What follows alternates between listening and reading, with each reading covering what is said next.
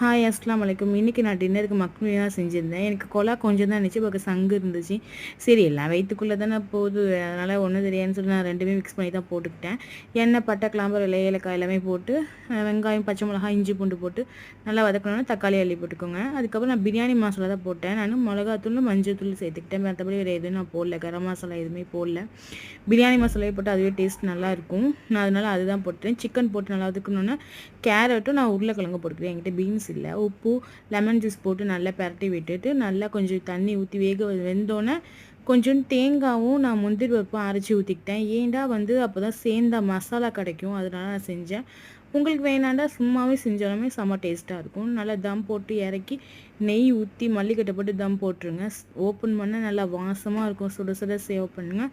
செம்ம டேஸ்ட்டாக இருந்துச்சு. நான் இன்றைக்கி எப்போவுமே நல்லாயிருக்கும், பட் இன்றைக்கி கொஞ்சம் நல்லாவே இருந்துச்சு. நீங்கள் ட்ரை பண்ணி பார்த்துட்டு எப்படி இருக்குன்னு சொல்லுங்கள்.